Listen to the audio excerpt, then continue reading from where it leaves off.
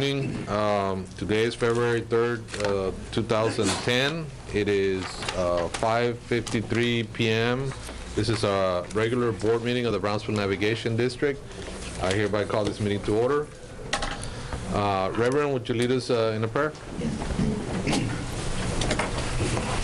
Father, we thank you for this time to begin this meeting by honoring you, give you praise and thanks for your faithfulness to the port. As we come together today, we celebrate our history, we celebrate our future, the plans and the hopes that you have for us. Thank you for this meeting tonight. Father, may you enlighten our discussion. May you bring peace and agreement and blessing to our meeting tonight and a prosperous future. In Jesus' name we pray. Amen. Amen. Please join me in the Pledge of Allegiance. I pledge allegiance to the flag of the United States of America and to the republic for which it stands, one nation, under God, indivisible, with liberty and justice for all. Texas flag. I pledge allegiance to thee, Texas, one state, under God, one and indivisible.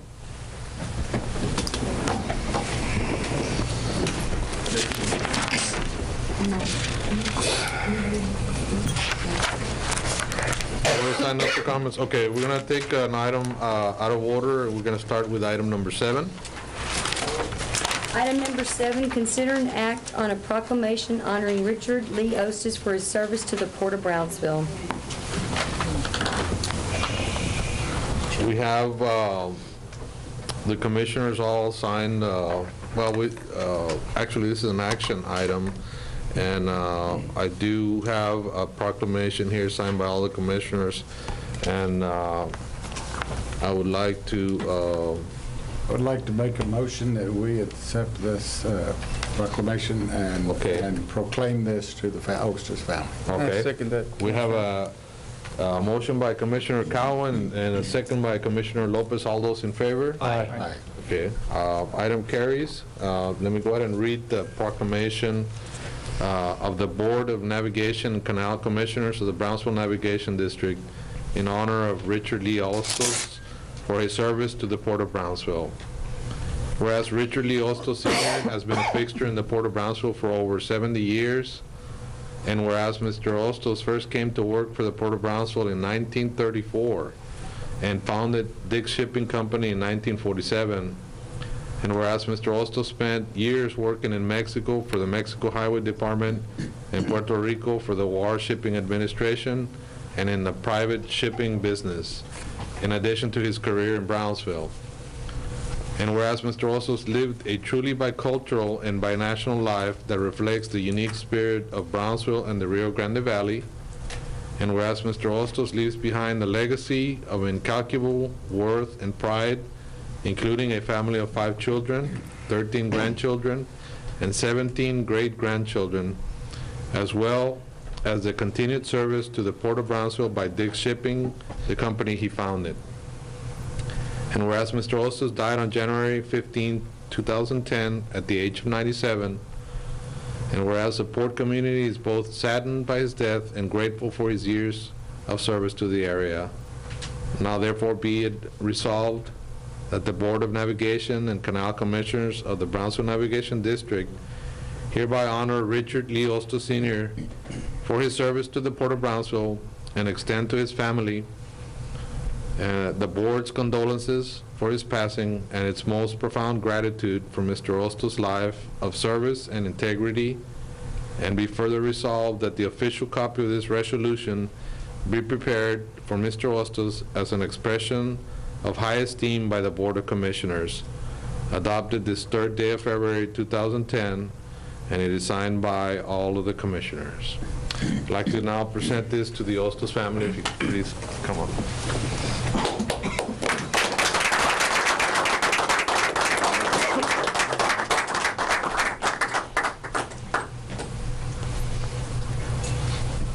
Thank you. On behalf of all of the commissioners. Yes. Thank you, and I'd just like to say thank you, Commissioner Master. Bobby, would you come to the mic so Sure. that everybody out in TV land All can... right, well, we'll just make it kind of quick, but that's hard, you know, getting that many years in one short period of time. But I want to give you thanks, all of you, from the Ostis family, means a lot, and from the Dix family, that his employees and his friends there. He really, as you all know, he loved the port, and he was here, I mean, until the last couple of weeks before he passed away, he was here. And he was completely dedicated, and I think he would feel grateful and very honored by this, but he also would like to see you all carry on the good work that you're doing and make the port a bigger and better place. So again, thank you very much. Thank you, Bob. Thank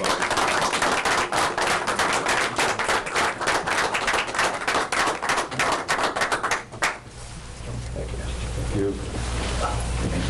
Okay. Thank you.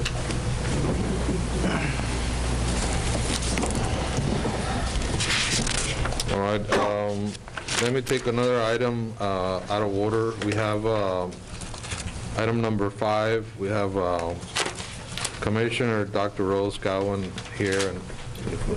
Presentation by Dr. Rose Gowan on the Port of Brownsville participation in the Brownsville's Biggest Loser community health event.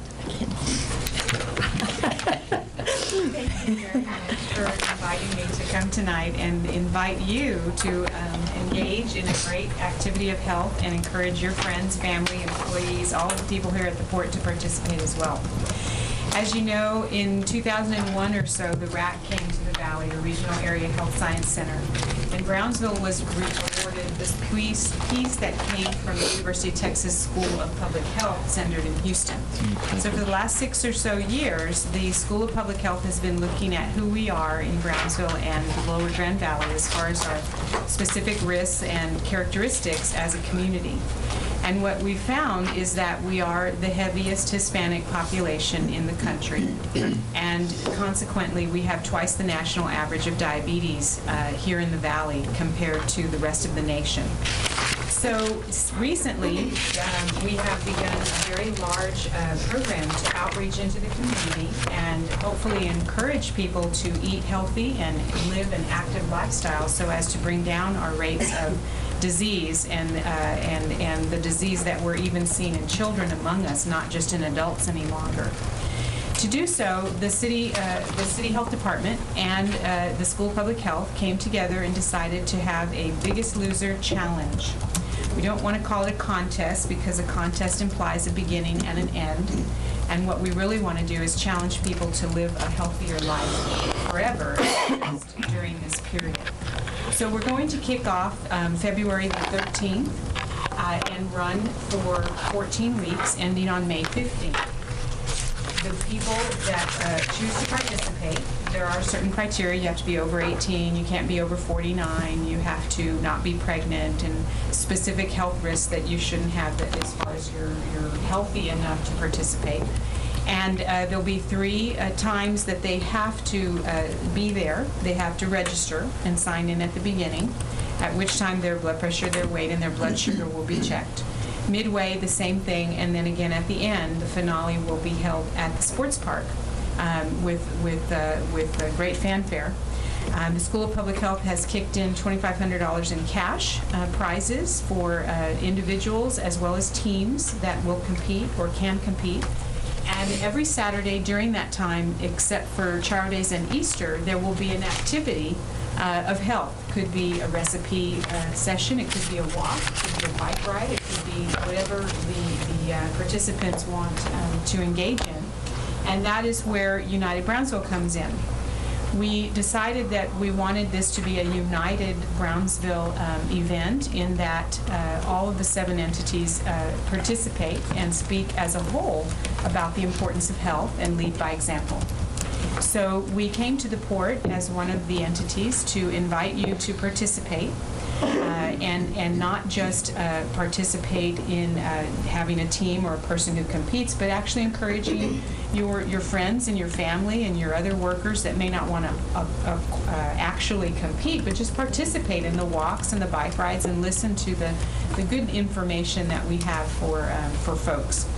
Along with those Saturday events, there will be aerobics and Zumba classes almost every single day from February through May in different parts, in different areas of the city to partake in as well. So it's really a very exciting event. It will call attention to health in hundreds and thousands of people around Brownsville, and we hope it's just the beginning.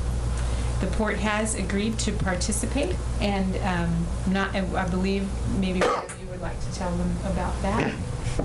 Well,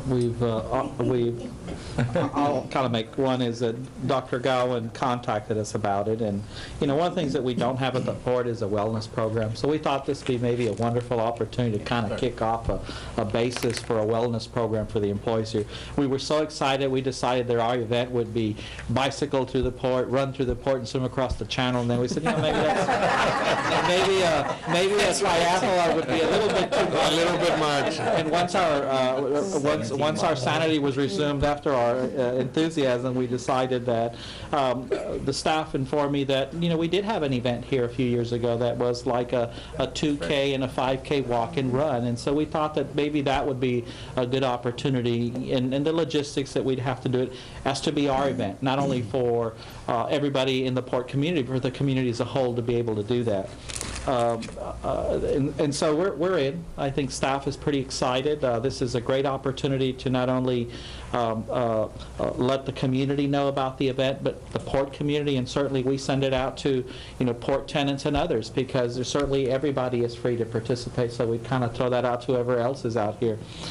This would probably be a really good opportunity for us, and we're excited, and we don't anticipate that this is going to be a costly proposition for us, but certainly that the long-term effects of a healthy life are going to be far more advantageous to us than a few $100s that we may spend on encouraging employees and encouraging others in the community to participate. So our day, actually we picked it, is going to be the 24th of April. So we would not only, we're going to encourage out and go to all the departments, but yourselves and your families and the whole port community to do this. And while we're not going to do a triathlon, maybe next year. Yeah, maybe next year. We'll have swimming lessons first.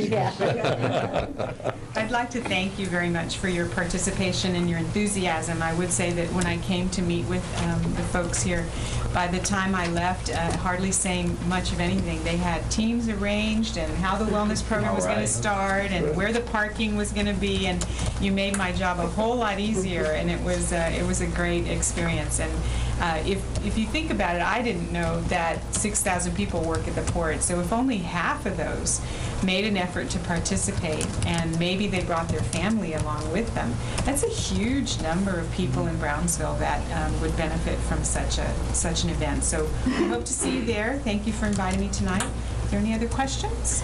Did I hear you? I just want to ask you a quick, Doctor, thank you so much for doing this and for our community and for the well-being of everybody. Did I hear you correctly that 18 to 49? Yes. Because I got past 49, I mean, without my permission, but that still happened. But that's not an excuse. You can still come in and join us. Okay. Just checking. Yes. Okay. Mr. Commissioner? Yes, sir. I just wanted to comment, Dr. Gowan, that I'm very happy that you're taking the initiative to take the lead on this wellness program that you're bringing about, and then putting it with United Brownsville. My mom and my sister, they're both diabetic, and I think it's about time that we really send out a message to the entire community that we need to change our mindset, and start by doing this, and I'm glad that the port is definitely involved with this. One day it would be nice to have each of the 7 entities of United Brownsville have wellness programs. Then we could have inter-city competitions and events and really raise that level. But that's for another day. The school district already has a wellness program, yes, and it's for all the parents that have students at the ISD. they definitely participate in that as well as the students and even employees. So they're far ahead on that. We just need to bring them in and tie them in with the port. Thank you, Dr. Gowan. Thank you. Okay. We're back to item number 3. Okay, item number 3, receive Port Director's report, A, marketing update. Mr. Chairman, members of the board, under my report, I thought I'd do is I'd invite Germán Rico and Tony Rodriguez just really to kind of bring us up to date on some of the initiatives that we're working out there as it relates to business opportunities for the port. So I don't know who drew the short straw. I guess it was Germán. So with that, Mr. Rico. Chairman, Commissioners, there are some potential projects that I've been working on. We'll discuss a few of them that we've have serious consideration for. We're working on receiving windmill components from different companies. There's one in particular that is talking about bringing in 70 units into the port. These units might go into northern Mexico, or they might stay here in the South Texas region. At this time, we're working on the areas that are needed for placement of these units and discussing with logistics and bringing them in and out of the port. Recently took a trip to Corpus Christi to look at the areas that the port has developed for the placement of the windmill components that they're at the present time receiving there. We're also working with heavy industry manufacturers such as John Deere International and Freightliner. We're learning from their export market. We're trying to learn their export markets to make them more competitive in servicing their customers in the U.S. and other countries through the Port of Brownsville. Also happy to report that Seabridge is on their 31st voyage, and they have celebrated their first year anniversary on December 24th of 2009. They have been diversifying their cargoes besides tile and juice. New cargoes include magnesium sulfate, shredded paper, and wire rod. The total number of containers that have been moved year to date are 7,278 TEUs, of which 3,788 have been inbound cargo, and 3,490 of them have been outbound. We're also working with a company that services the scrap industry worldwide. We are looking to rent 30 acres of land on the south side of their channel. We would like to add a dock for the purpose of loading scrap, and are also looking at the possibility of handling containers on that same property. We are also working with Union Pacific, BNSF, and as well as our BRG to develop a bi-weekly service to the West Coast ports and onto other ports in Asia. The service would provide movement of containers with products such as scrap and liquid products. This project is moving forward, and we anticipate the inception of the service in a couple of months. Next week, Mr. Campirano and a couple of our commissioners and myself will be traveling to Veracruz to talk to a company that is in the business of developing container terminals. At the present, they operate 306 berths in 50 ports throughout 25 different countries.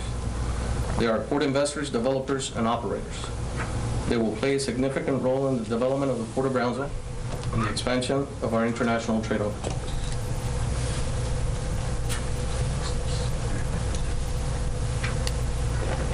Any questions? Great news. Good presentation, very good news.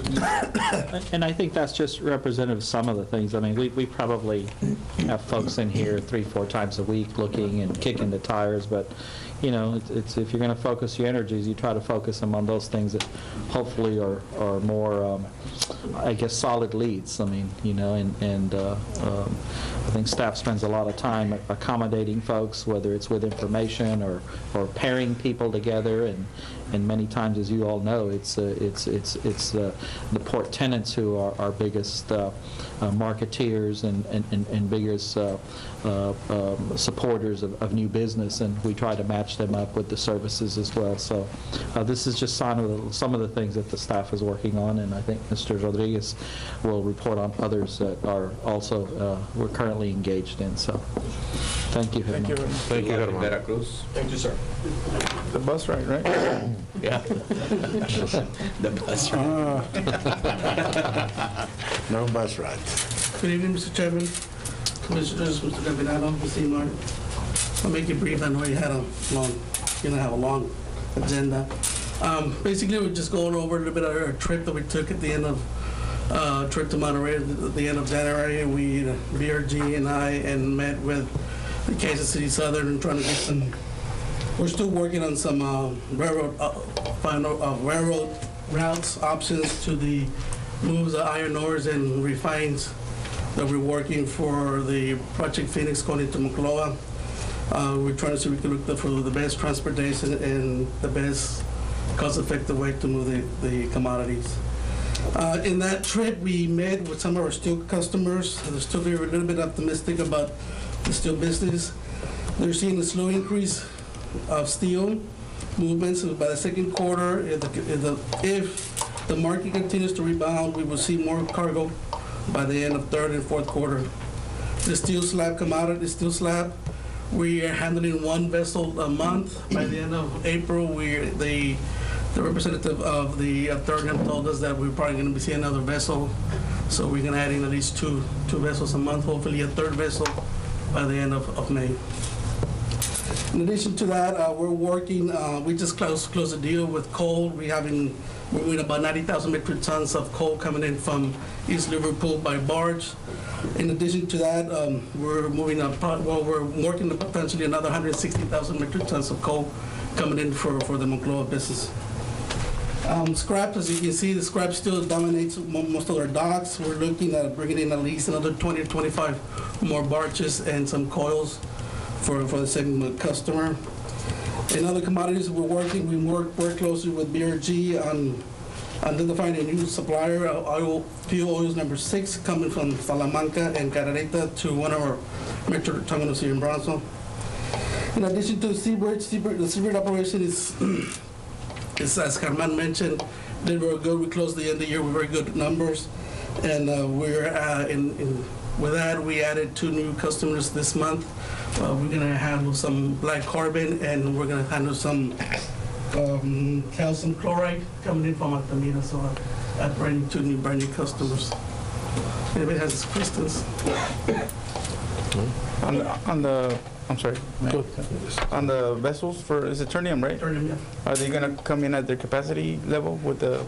Yeah, we talked to them. We did discuss the problem we were going to have with the channel, but at this point the vessels are coming in with about 34, 35 feet, so that will be a problem with the restrictions that we currently have with channel. What goods will that be, Tony? It's a steel slab. Slab, yeah. You just don't want to. We had 109,000 metric tons. They came in with 34.5. So yeah, we haven't had. I think we've gone back and reviewed, 3 years worth of slab traffic, and in most instances, the draft restriction that we have now doesn't affect the movement of those.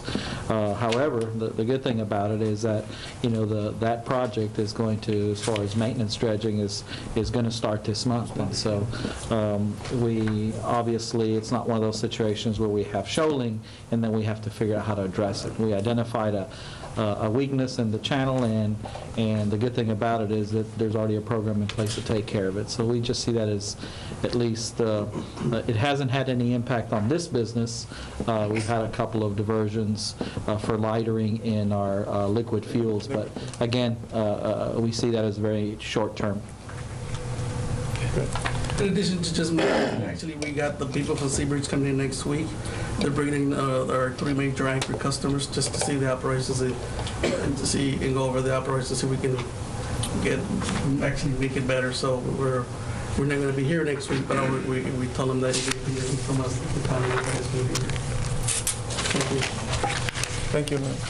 And one last thing I just want to add to that report is that you know that we embarked on a joint effort with BEDC, and while we did not, because of our budget timing, we did not participate in any of the October, November, December missions or the January mission. We are going to be participating in the February mission, and Donna and Tony will be accompanying them on that blitz that will involve New York, New Jersey, Pennsylvania, and Connecticut. So we will see how that works, and I'm sure as these missions develop, we will get better at it, but I'm sure the port will be very ably represented and certainly in capable hands. So we will kick off that joint effort starting the week of Super Bowl Sunday, actually. That concludes the report, Mr. Chairman. Thank you, Mr. Campirano. Item number 4, consider an action on the following consent agenda items. Item A, approval of the minutes of the regular board meeting of January 20th, 2010. Item B, approval to authorize payments over $25,000. Item 1, HDR, evaluation of oil docks 2 and 3 in the amount of $3,806.50. Item 2, HDR, cargo dock 16 in the amount of $140,344.95. Item 3, HDR, oil dock 6 in the amount of $97,061.58. Item number 4, HDR, DMPA number 5 bid and construction in the amount of $2,464.36. Item 5, HDR, DMPA 8 bid and construction in the amount of $2,577.48. Item number 6, PUB power pole relocation in the amount of $266,320.84. Item number 7, RLB contracting, DMPA 5B rehabilitation in the amount of $429,300. Item 8, Davis Heavy Haul, DMP 8 rehabilitation in the amount of $35,820. Item number 9, Rudd and Wisdom pension design in the amount of $80,627.97. Item C, approval of the following leases. Item 1, R.M. Wallsdorf Company amendment. Well, I just have a question on number 7, RLB contracting. Is that the project where they're redoing the levees on the... That's 5B, that's correct. That is the levee work for the disposal site for the dredging. Disposal site for the dredging? So is DMPA, both of them are. And how's that work progressing? Well, we're going to have an item for your discussion. Oh, we're going to have that? Coming, but as Okay. we told you at the last time, I think that the work on the original contract is progressing quite nicely. I think that the issues at hand are some of the quantities and that are going to exceed the original contract, so we do have an item for discussion. When did we issue the contract? In December? That contract, I believe so. December 16th. And they've already done this amount of work in 45 days? Yeah, they moved in a lot of equipment. Okay. And that's all been verified, because there's no backup on this, on exactly what they've No, done? we have, well, what they're billing for is, what they're billing for here, we've verified it through the inspections. We've had our inspectors out there constantly. And this is only a progress payment. That's the majority of the contract. Well, that's... So, I mean, that's what I'm getting at. They've done the majority of the contract in 30 days? Well, there's a deeper explanation that we need to get into when we get into the last item. Yeah, I know it's in there. I'm just... Yeah, we need to just... They have done the majority of the work under the initial contract. That's correct. And that's all verified? Yes. Okay. All right. Do we have a motion? Motion by Commissioner Arambula. Do I have a second? Second. Second by Commissioner Reed. All those in favor? Aye. Item carries. Item number 6, discussion on the selection of a consultant for architectural services at the Port of Brownsville. Mr. Chairman, members of the commission, if you recall, this was a project that we had in the budget, and that was to set aside some dollars for some architectural services associated with some projects that the commission has identified wanting to move on. What we did was we prepared a statement of qualifications, and we advertised it in the local paper. We also posted it. It got picked up by the wire service, so we had a lot of inquiries. As a result, we received 5 responses to our request for qualifications. At this time, what we simply wanted to do was to, one is that we've presented all that information to you. You've got 5 proposals. Our custom in the past has been to take those and then invite firms in for interview. My recommendation would be if we're going to continue to do that, that I do not believe that you need to invite all 5 of them. While all 5 of them obviously are capable and can do the work, I think that 3 would be an adequate number to invite for interviews if you so chose to move. And I can tell you that staff, in addition to the project manager for our one project involving the Command Control Center, that we did review them, we went through them, and we did rank them, and so we would have a recommendation to you if you chose to accept our recommendation to invite 3 firms to interview. But you're free to make a selection. You want to invite all 5 of them, you're more than welcome. It just means that we're going to have more time in that process. You've already ranked the 3? We went through them, and we certainly have a recommendation as to if you select 3, which 3 to invite for interviews. I'm okay with that. I'm okay with that. Three's fine. How were the points? Were they Well, we too would- close, or were they? Well, I mean, you know, I think that we obviously, I think, included in your information the ranking sheet and what have you. It was fairly competitive. I think that you would probably see that there were 4 firms that were bunched closely together, and the 5th firm is one that has not done any work in the area, and you can probably see why they didn't rank as high as the others. But we would certainly encourage you and would recommend that you invite the 3 local firms who submitted proposals to come in and make presentations. And Would then, you make a presentation to the board or to staff? no, make a presentation to the board. What we've done in the past is that you all have been involved in those, so I'm assuming you want to keep that same practice. So we would be inviting them to come make a presentation to you. And we could either do that as part of a meeting, or what we've done in the past is like we did a workshop session before the meeting, invite them, tell them they have 15 minutes, 5 minutes for question answer, and then move through that process. You can make a decision that evening based on what you've heard, or you can defer it to another meeting once you've had a chance to, you know, have your own deliberations or review any of the material. But our recommendation would be certainly, I don't think it's necessary to invite all of them, but we would recommend that you invite the 3 local firms to come and make a presentation. Would you be grading them based on your stuff, I mean, on the information that you have? Well, I think, one, we would certainly give you the same information that we use in our grading criteria, and you could use that in your presentations to, you know, either grade them yourself, or to, you know, have deliberations, or to ask staff to do that while they're doing that, and we would give you our recommendation. But that's open. You may, you know, a lot of times, you know, on paper is one thing, but when they come in, and we've had that. We've had where we ranked them on paper, and then when they came in and did the presentation, it totally changed. But at least it gives them an opportunity to come in and tell you what their capabilities are, what their qualifications are. And the end of this process, what you would be doing, in effect, is selecting one who you would wish to negotiate with.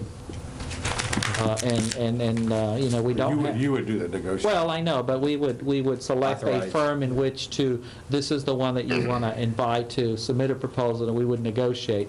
And if that didn't work out, then you'd go to another one. But at least you would have the opportunity to hear why they have. They would propose to do work, and what they bring to the table, and what their qualifications are. So, correct.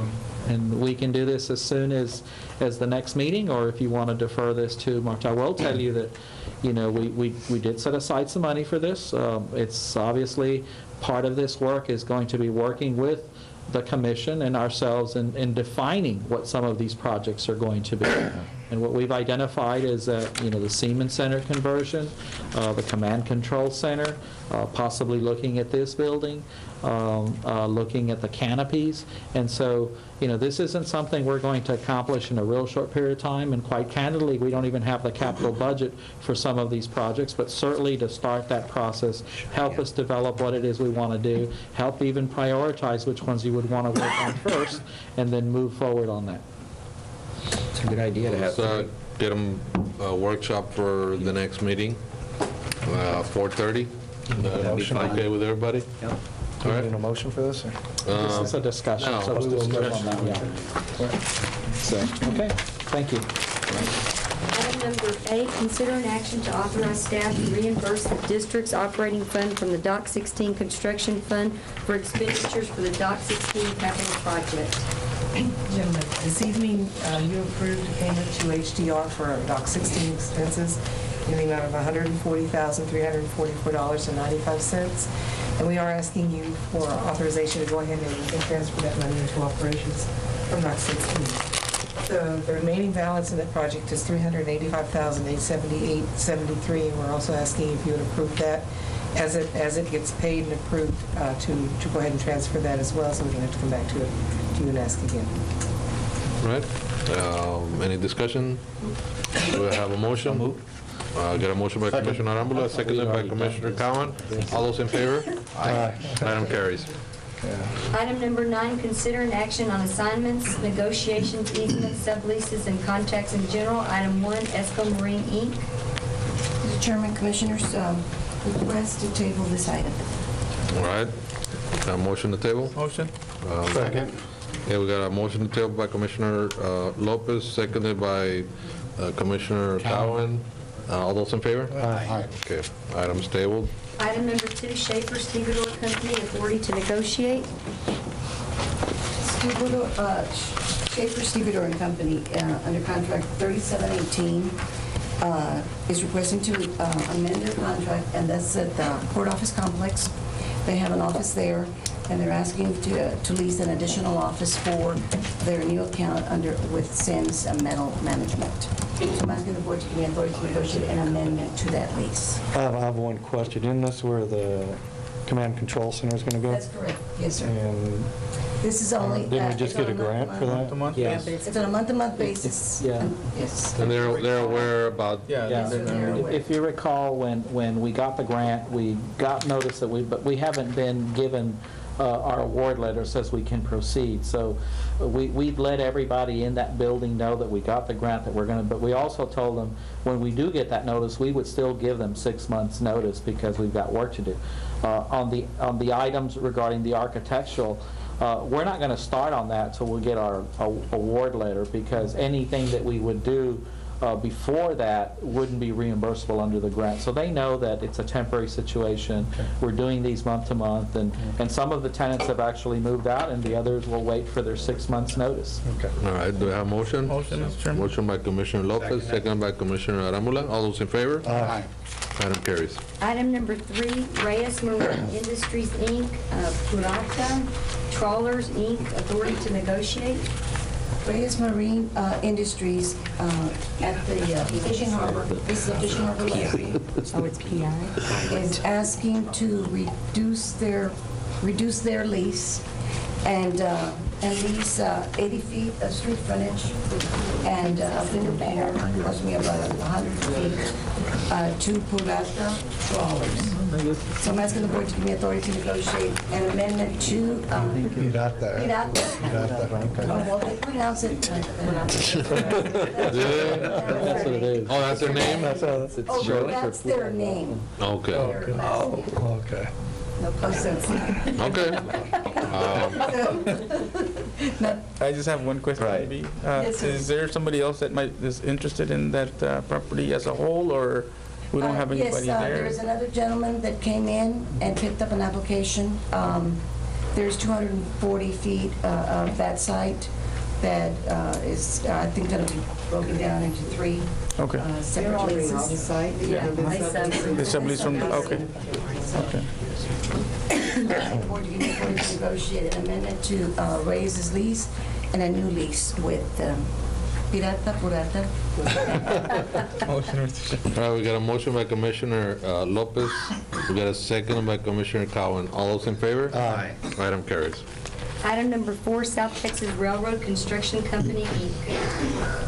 South Texas Railroad Construction, under contract 3719, is requesting to sublease their site to LA Colo LLC for the purpose of track construction, rehabilitation, and maintenance of railroads and private industry.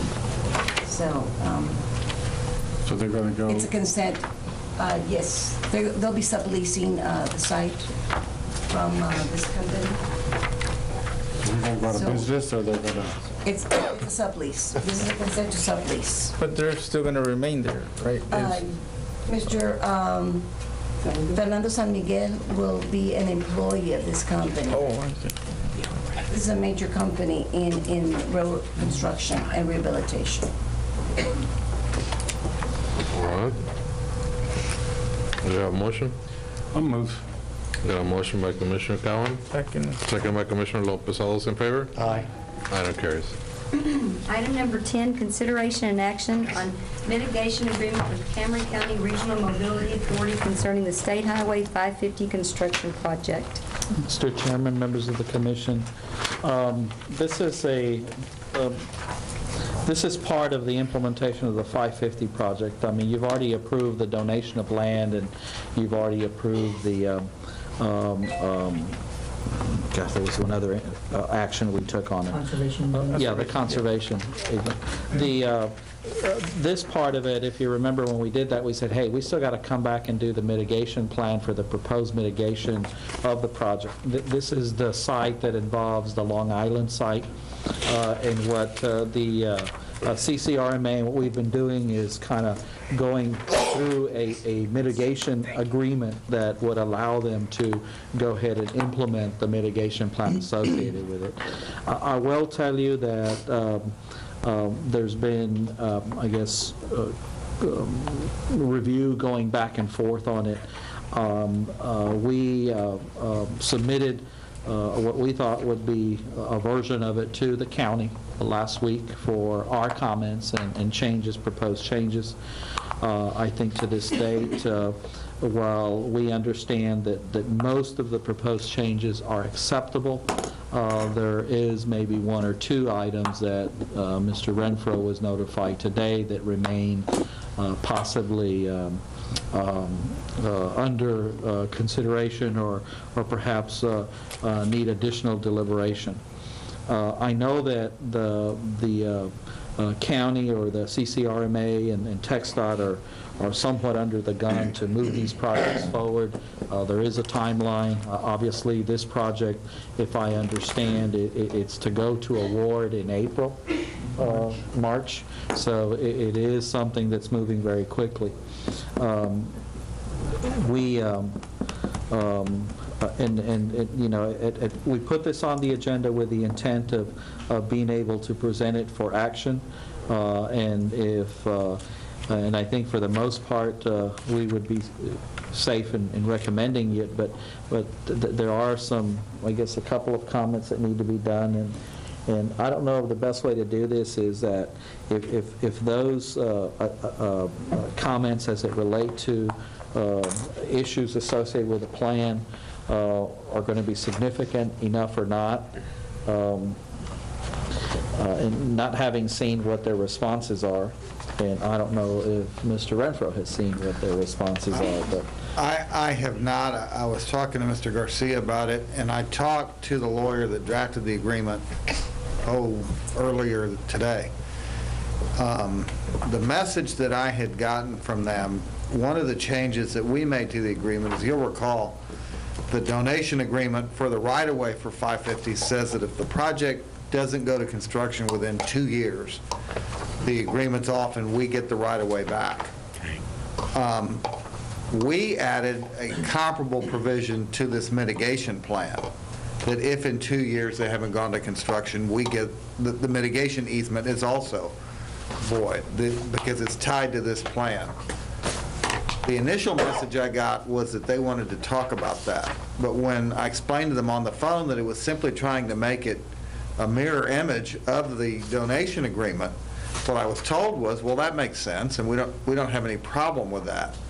But I haven't seen a final draft that says that it'll have the same termination provisions. And I think it's very unlikely that's going to happen. We have every reason to believe the road's going to get built, but in the event that it did. The other issue is that we own about, I believe it's 33 acres. 3233. There at the tip of Long Island. According to their plan that they have submitted with the project, they need about 27 acres. And yet the easement covers the entire 33 acres. And so we have said, why do you need that extra 6 acres? And we haven't had a chance to sort that issue out. Those are really the only two that I'm aware of. And I'm sure they can be worked out, but they are still hanging out there. Well, I guess we can move forward on it, but I think I'd feel more comfortable if we had, and I know you'll take care of it, is exactly how much acreage we're talking about. And if we feel the need to move forward, because it's a timing deal, if you just make sure we know how much acreage we're talking about. The construction plans, as I understand it, say they've got to mitigate approximately 26.5 acres. And the proposal they've submitted is it would be mitigated on a 1-to-1 basis, acre for acre. 26 acres.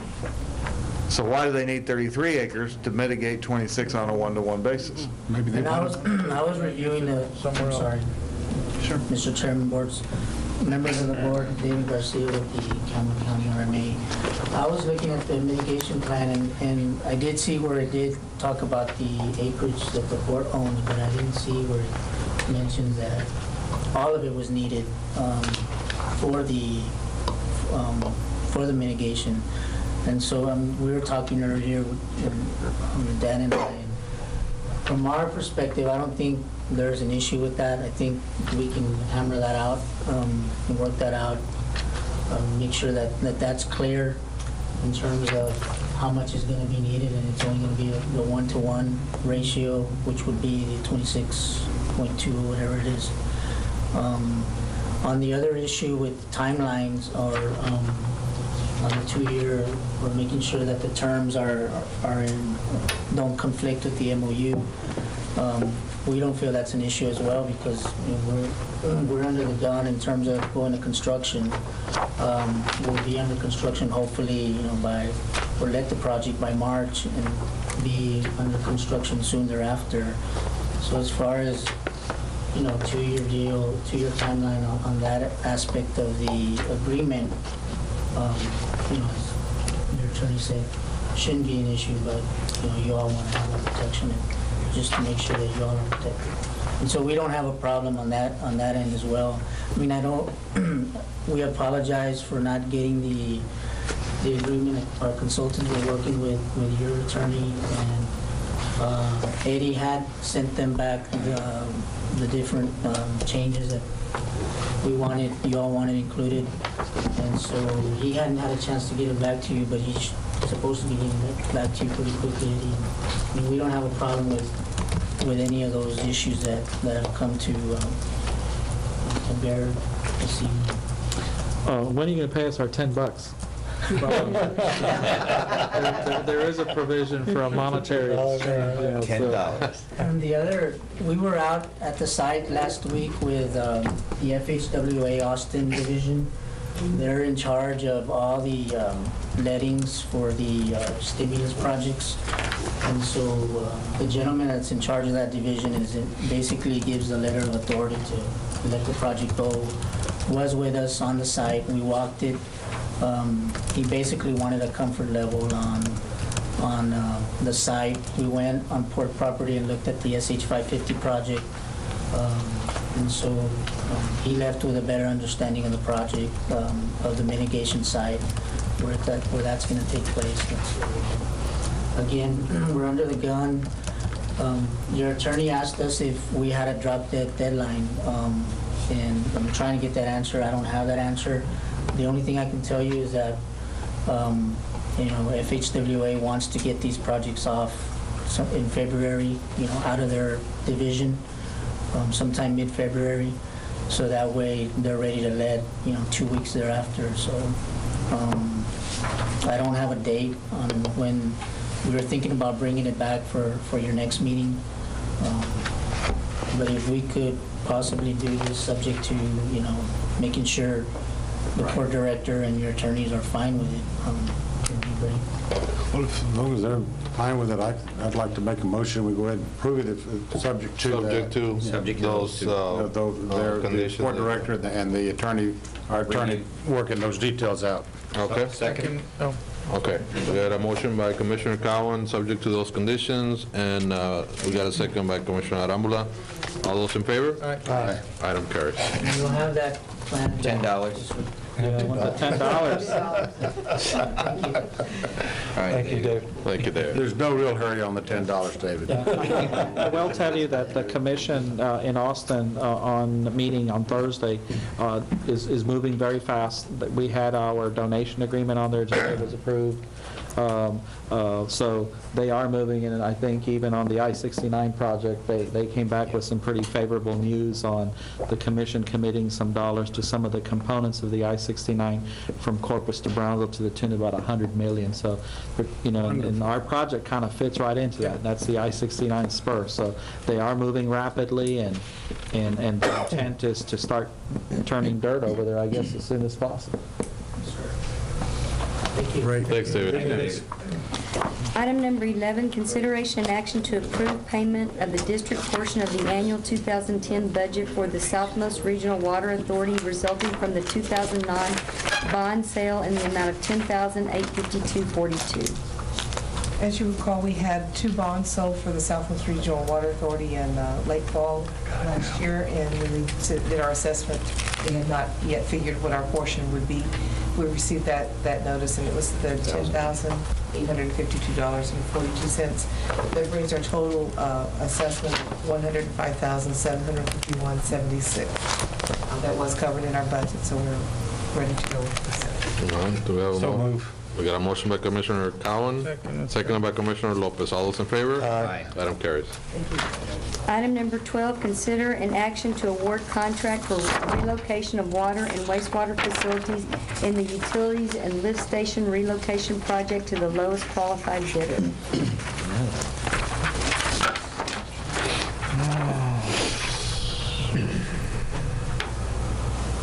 Mr. Chairman, Board Commissioners, the bids were opened on this project. This is a project, just to give you a brief history, that is necessary because of the Ports Roads project. There's 2 lift stations that are affected by the work, and there's also the potential of some water lines that may need to be adjusted or relocated. So what we did in this project is we broke it up into 2 sections. First section is the lift stations relocations, and basically we tried to provide the contractors as much detail on the bid tabulations on the bid proposal so that we could get as good a bid as possible. Due to the timeline of the project, the bid actually, we only got 1 bidder, and that bid came up higher than our estimated cost. We had originally estimated from a preliminary standpoint about $120,000 on this project. Our detailed estimate for what would be the lift station relocations would be $100,000, as you see there, and the bidder, R.M. Walsdorf, bid $176,000. The additional items that are actually provision items that we will need some of them, but we may not need all of them. Basically, the total bid is $204,730,000. That is work that basically the options is to either accept this bid or to try to rebid, but the timeline doesn't really allow us to rebid. One thing that we did discover from the contractor, this is the road that he wanted to work on first. But on Monday, I was notified that he ran into some other issues that may force him to start working on other roads first, but he has not provided a revised project schedule, so we really don't know what where he's going to go or what he's going to do with this situation at this time. Do you have any idea why we only got 1 bidder on the project? Yes. I think the main reason that we got 1 bidder was because in the contract, because of the time constraints that we indicated in the contract that they only had a certain amount of time to do it. And I mean, I can tell you that because I heard from at least 2 contractors that scared them off.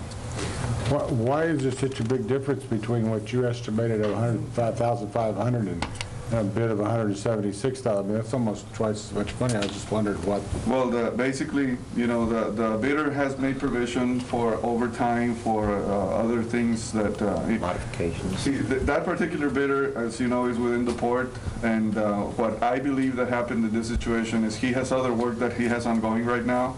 He also has some work that is going on with the PUC. And in his effort to work with us, he did provide a bid.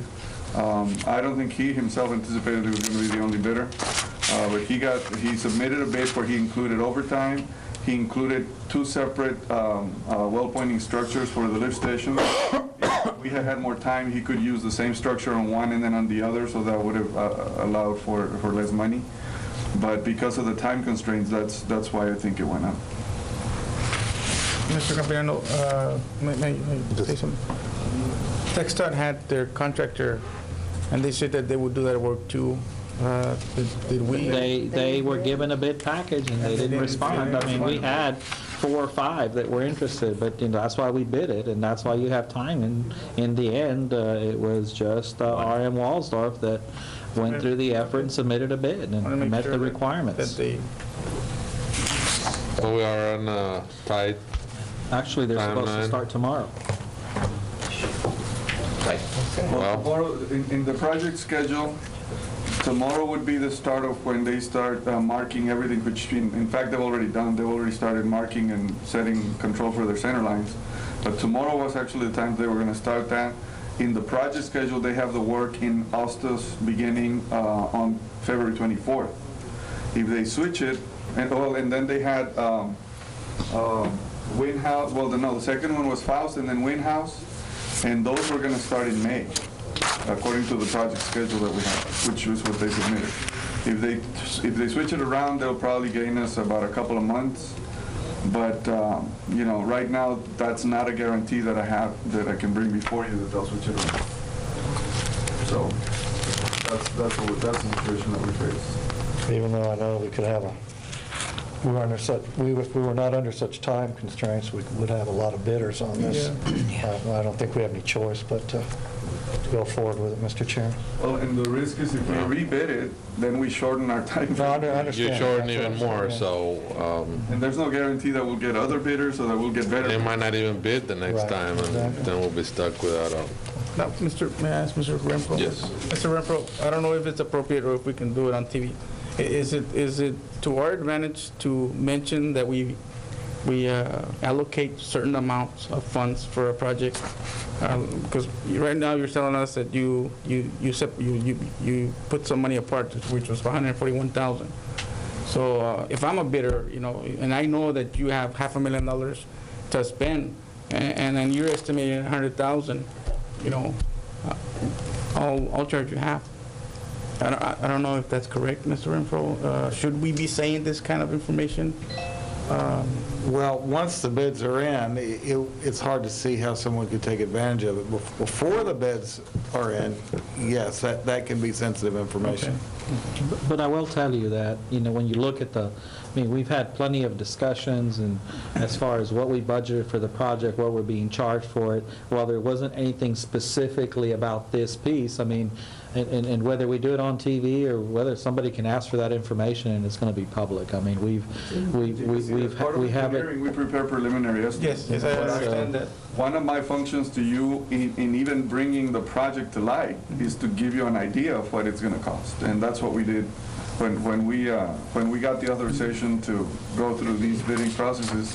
We did inform you that we actually our estimate was 120 for that work, which is the one that my detailed estimate has at 100, but that was wishful thinking. Change line of work. Do we have the budget for this? Well, what we did is if you look at the total project budget, the total, we've had some that have come under, some that have come over. So if you look at the total we set aside for the amount of project, yes, we did. Because originally what we set aside and what the bid came in for the major project was we saved quite a bit of money. And then we did the purchase of the limestone ourselves, saved some money there. So it's kind of like this. In the end, the $5.2 million with all we add everything up, we'll probably not go over that.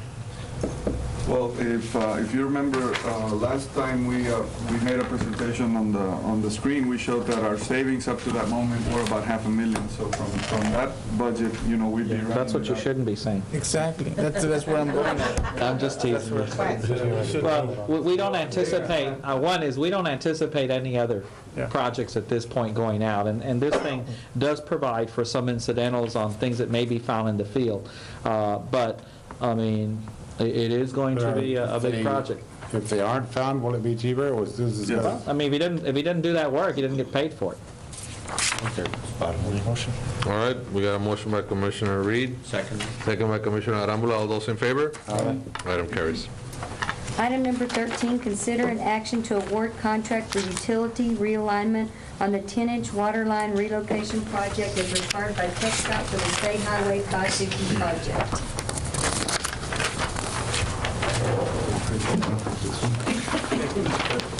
That's that 10-inch white.